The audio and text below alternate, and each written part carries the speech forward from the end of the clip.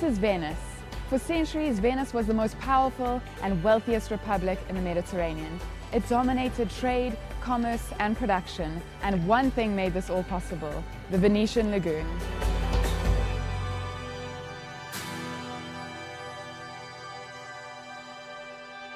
I'm Andy van Sale, and I'm here to discover more about how the lagoon nourishes the city and its people. I'm going to be meeting up with some of the artisans who share a passion for the lagoon and who work together to preserve it.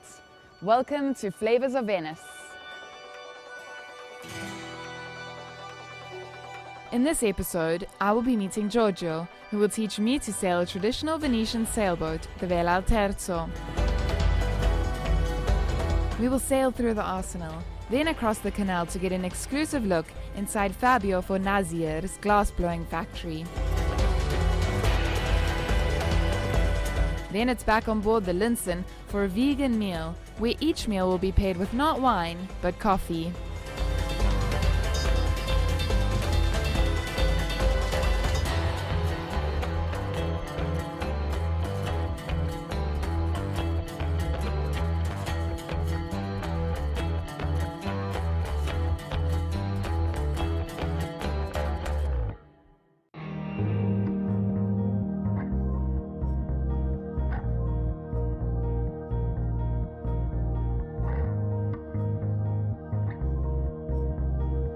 I'm here at the walls of the Arsenale, which is one of the most important shipbuilding factories in history. It's actually the biggest one in the world. And I'm here to meet up with Giorgio from the Vela al Terzo Association. I'm going to find out what makes this boat so unique.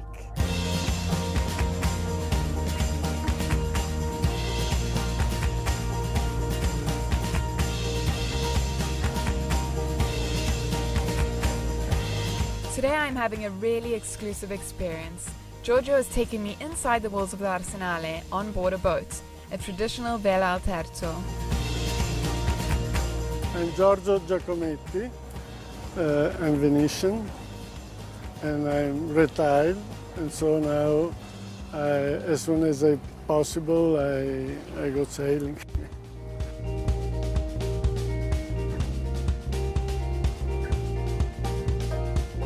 Another goal of our association is not to lose this capacity of working on wood and building traditional boats. And we do some of these boats you see have been built inside here.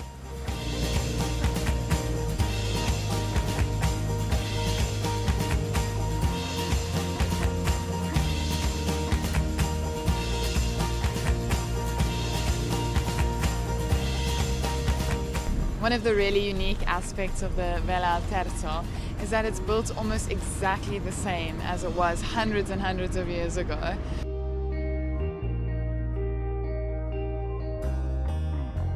We sailed from Giorgio's port towards the Arsenale itself, so we could be inside one of the most historical maritime sites to hoist the main sail of the Vela al Terzo.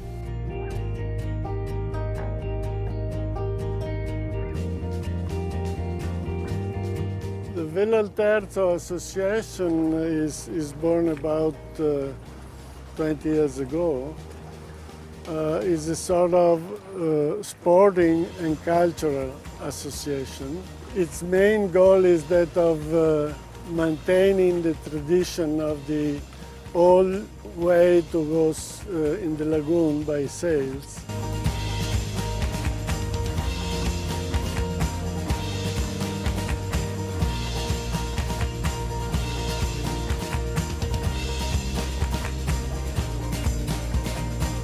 When you sail outside the main routes of the motorboats, the peace is incredible. I mean, it's very nice, and you feel really in peace.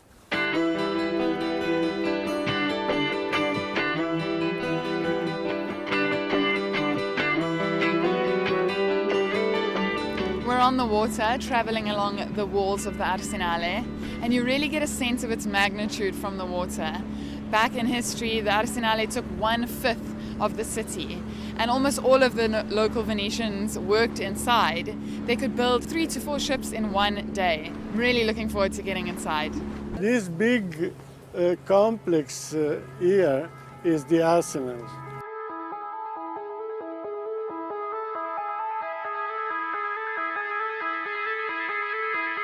Thank you, Francesco, for joining us here at the Arsenale. It's quite a unique and spectacular place. Can you tell me a little bit about why you chose to bring us here? We are walking. We are here because this is the most historical part. Beside us, there are few boats, historical boats, wooden boats, different kind of them. There are the two towers of the historical entrance of the Arsenale. We entered to the last entrance of the Arsenale, but all along the history of the shipbuilding of the Arsenale, the galley were reaching the sea, were reaching the basin of San Marco, they're reaching the crew in the basin, their crew in the basin of San Marco, passing through the protected and safe door of the Leoni. The Arsenale is always there and is the sign of the power of Venice. The power of Venice was due to the Arsenale and to the possibility of Venetian people to build their own ships and having control of all the Mediterranean actually on those times.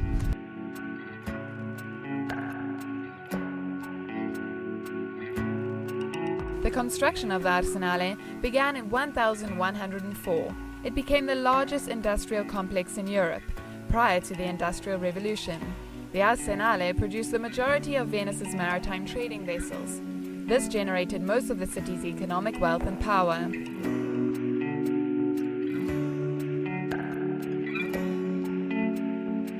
Venice is a city of the world.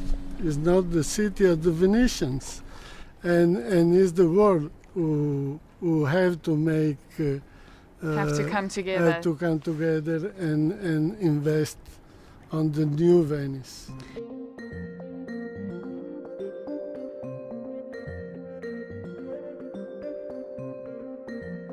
After experiencing a piece of Venice's maritime history, it was time for me to go and discover another one of the longest remaining Venetian traditions, the art of glass blowing.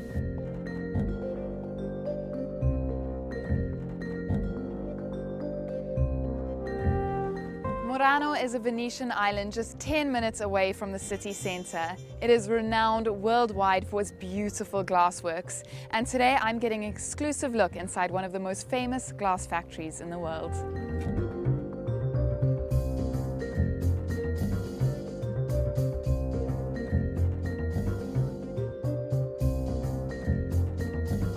Fuoco, mi illumina, ti scalda. Penso, sogno, poi soffio. Caldo, ti tocco, ti accarezzo, ti sento e ti plasmo. Eccoti, mi vedo, mi specchio. Ti guardo. Sei già freddo, ma puro, limpido, trasparente, sempre.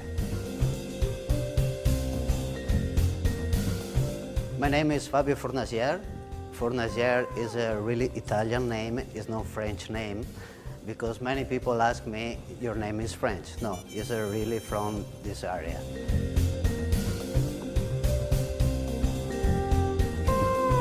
I started to blow glass because many years ago I don't want to study. So my mother and my father say me, okay, it's a punishment for you, you go work with your father.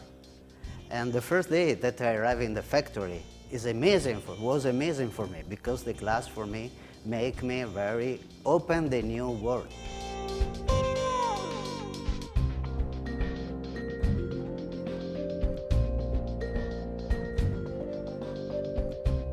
And the people say all the time, yes, Murano is very famous, but in Murano the people made all the time the same thing. In some way this is true, but in the other way make me nervous. Because everybody wants to come in Murano to learn, and after they want to copy us, but copy in the ugly way. So because here we have very history work. Our job is very difficult. It doesn't exist really school, The real school is here in the studio, 7 early in the morning until 5 o'clock in the evening. This is the school.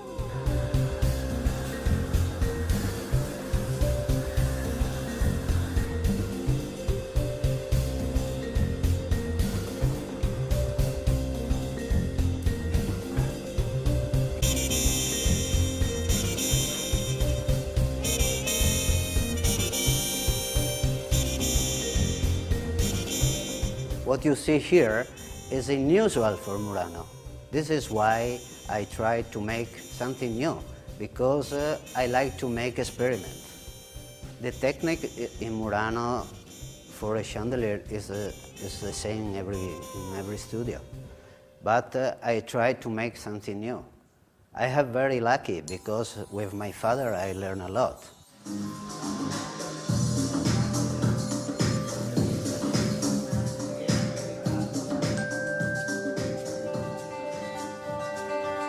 When you make pieces here in the studio, you should put the piece in the kneeler for cool it down. And the much more emotion give me early 6 in the morning when I open the oven and I find the pieces ready. So you can think all night long if it's good or not, because now it looks like perfect, but maybe tomorrow it's not perfect. So.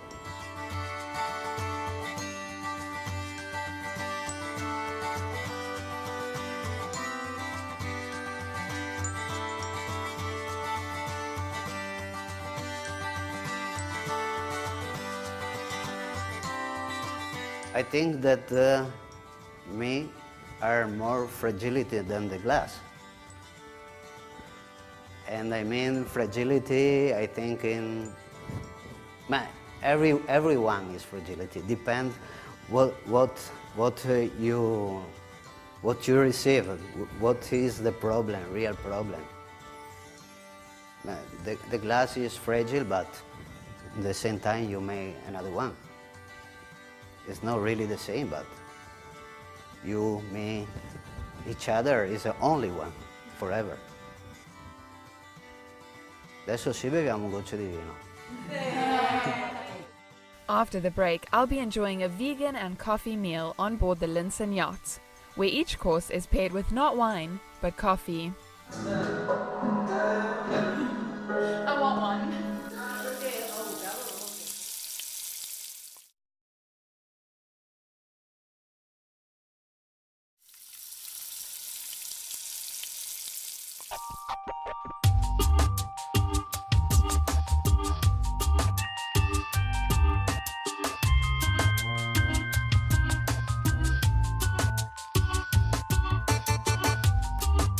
Welcome back to Flavours of Venice.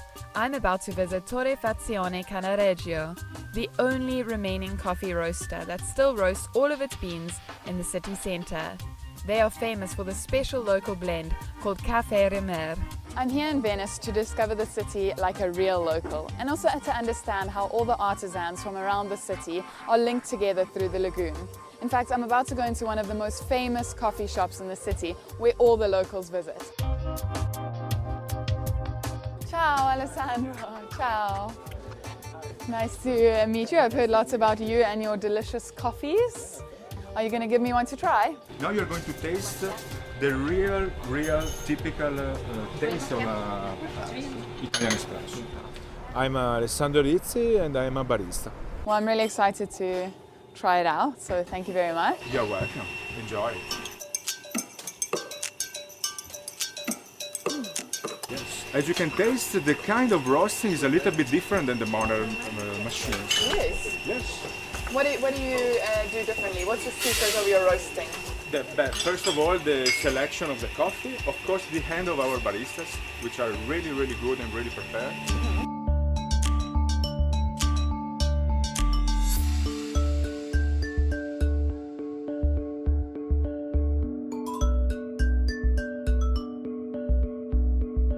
I work in Torrefazione Cannaregio, which is one of the oldest roasting facilities in Italy. Now the important things of this place is that they have to be, they are still alive. Yes. Because with the modern time we are losing everywhere in the world. We are losing some traditional place. Yes. Well, do you want to show me a little bit about the roasting inside? Of course, of course.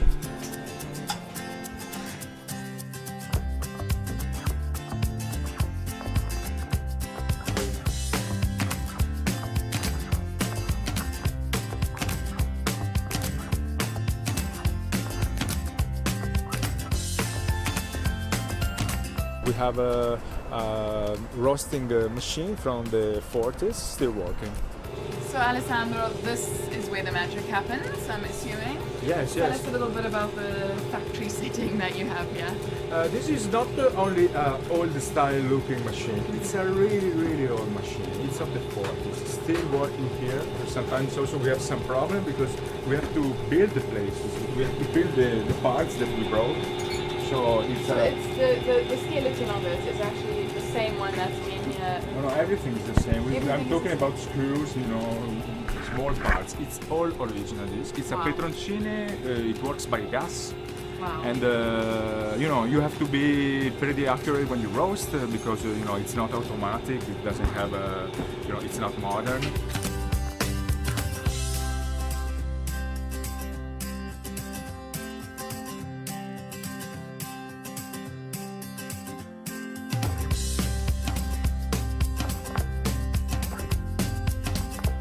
So like coffee infused dishes or coffee to accompany a dish.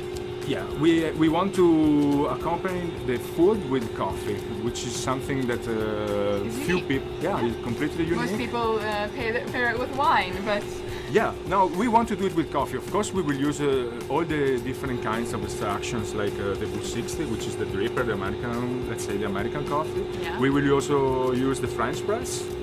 And I want to ask, is this also a myth? Are you allowed to drink a cappuccino Yeah. after 11 o'clock in the day? Some years ago we used to do it. Now it's with these diet things. Now the people start not to ask you. But if you make a good cappuccino, yeah, they're going to ask you. Any time of the day.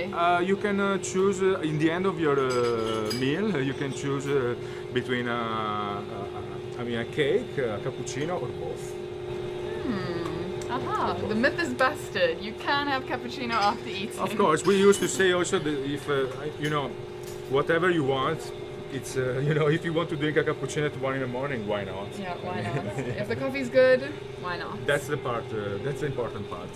And I'm really looking forward to the rest of the day because I know that you're going to give me a little taste of what's to come at your restaurant. Of course, today we are preparing also, we wanted to be, really, really particular, and we are also making a kind of vegan meal today. Vegan meal. Yeah, vegan meal with coffee.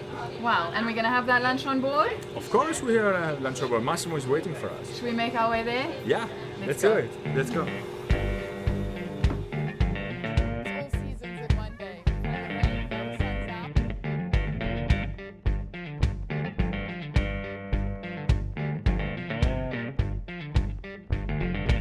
It's very, very important how food change not only the body, but the mind, the way of mind. Coffee is the flavor of Venice, absolutely.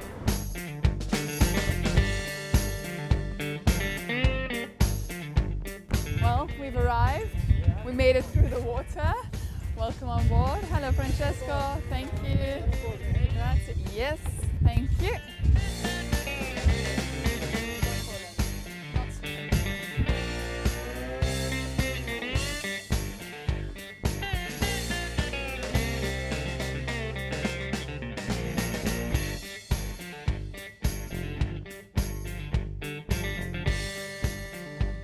It's absolutely a new experience, and it's also really fun. Preparing coffee in a boat, it's something particular, and I think it should be something that everybody should do it in their boat, or everybody should take a cruise and have a really nice coffee. Hello, I am Massimo. I'm a cook and exactly a vegan cook. Today we are here to eat vegan dishes. The first course is a soup made with pumpkin and rice and black kale leaf and legume. for the starting, we will not serve any coffee because we want to leave the food in the beginning.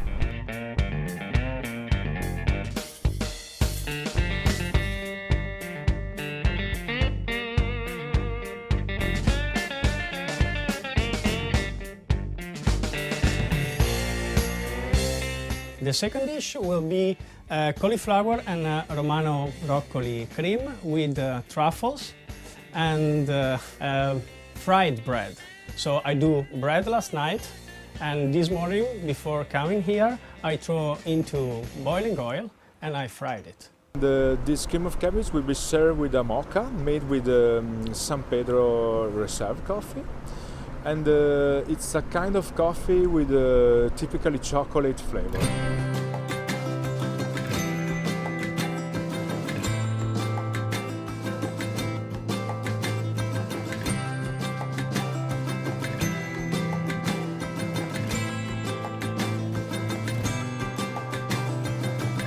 Third will be pasta, like Italian style, but it's a kind of pasta that we do with coffee inside, so it's flavored with Caffè Remer from Torrefazione Canareggio, and we made it with saffron sauces. It's made exactly for our roasting, and it has inside our espresso.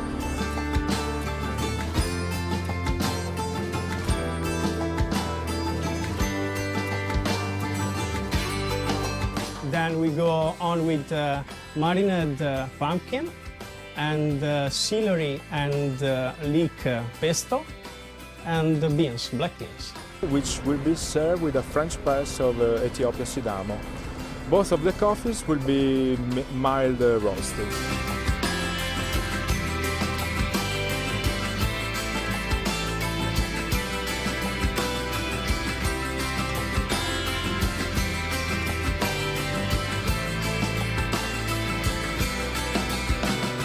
No, yes, no dessert. But it's a sweet and sour plate.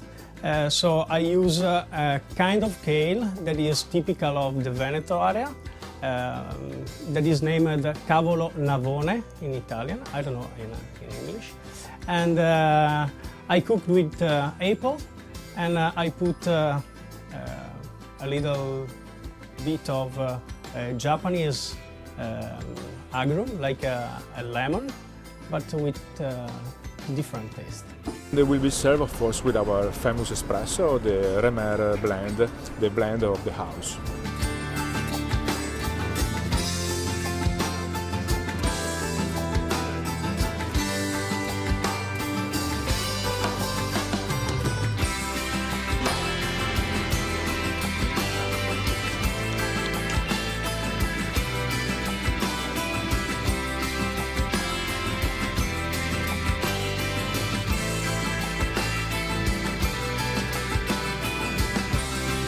With the experience of Lagunalonga, which wants to keep the traditions and the culture of Venice alive, you have this occasion. You have this occasion, especially you can enjoy the city in a different way, in the channel, in a kind of life a little bit slower, which in the land, of course, we don't have in Italy, like in all modern cities. And they can bring something unique, and they can bring also this new attitude about food and coffee together.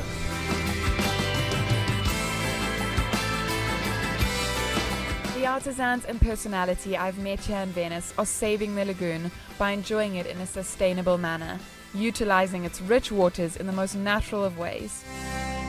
I have learned so much from them in my time here in Venice.